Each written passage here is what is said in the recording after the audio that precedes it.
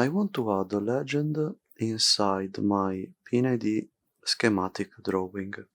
Like this I can understand what are these symbols. There is a feature for that, legend list PIN.